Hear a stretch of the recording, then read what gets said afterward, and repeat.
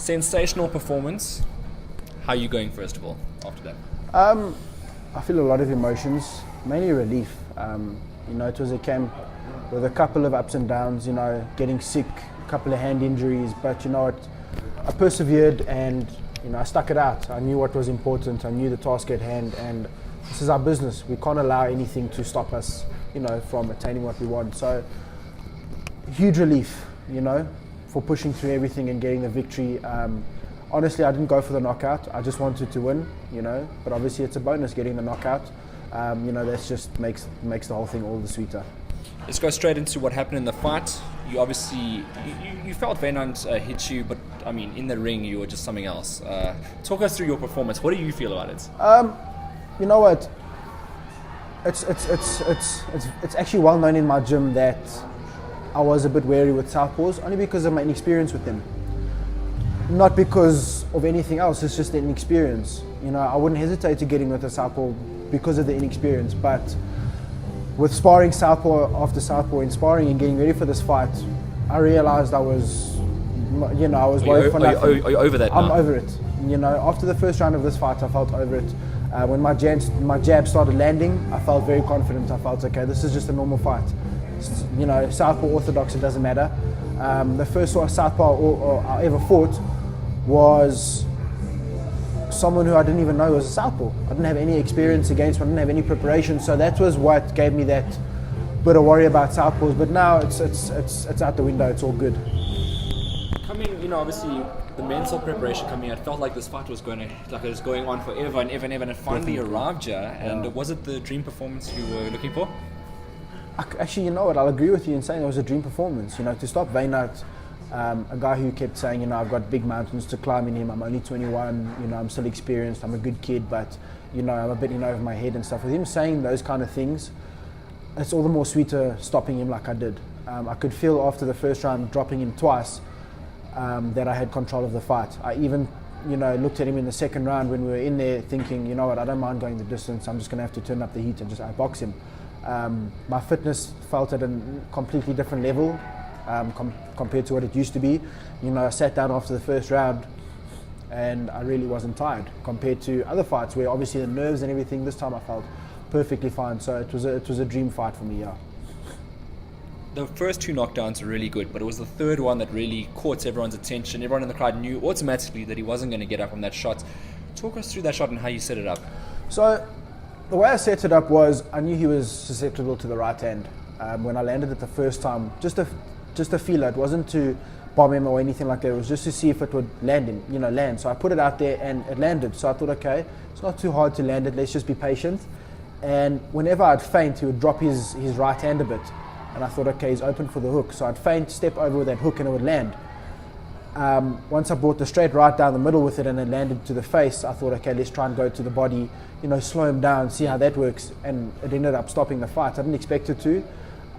But yeah, when I landed the punch and the way he reacted, I thought he wasn't going to get back up. He spat his mouthpiece out and he kept saying no to the ref. So I thought, you know what, it's over. And huge weight off my shoulders. Like I said, the up and downs in camp with the injuries and coming down with a bit of flu and stuff like that, it was a big relief. This was obviously the step before you take the next step, and the next step happens to be quite a big one. You're going to happen to be going, if I'm not mistaken, New York? I'm not 100% sure. I do know it is America. Okay. In all honesty, it's a dream come true. I remember before I started boxing, I always dreamt of going to America to fight. That's where it's happening. Mecca.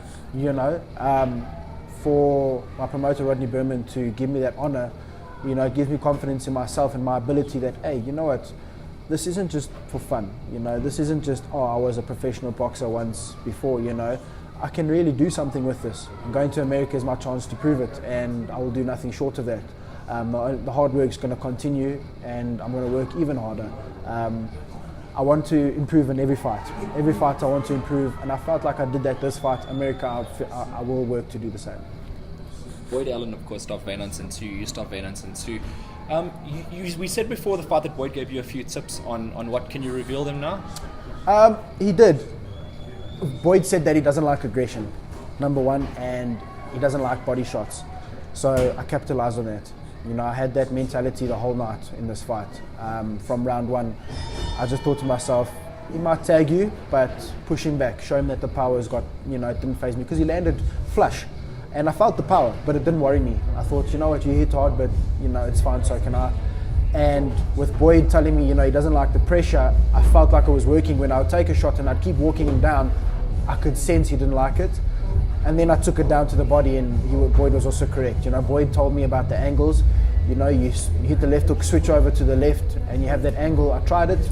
It worked once or twice, but other times he saw it coming. But yeah, Boyd offered me quite a bit of advice, and it paid off. You know, Boyd helped me tremendously in sparring. In fact, Boyd made me think that I was going to struggle against a southpaw because of how awkward he was. But when I got in with Wynand, I felt very comfortable. You know, so I've got Boyd to thank for that. You know, the advice, he's always giving me advice, whether it be boxing or fighting Wynand, to nutrition, to how to do a few things. He's always offering me advice, and you know, I couldn't be more thankful for that. Yeah, absolutely. Boyd Allen actually is in the ring at the moment. He's doing his thing. On the lighter side of life, obviously you got your manager right here. No gum shield confusion this time? No, not this time. Not this time. Not this time. I also want to thank my dentist Ryan for hooking me up with my mouthpiece. I had a new mouthpiece made.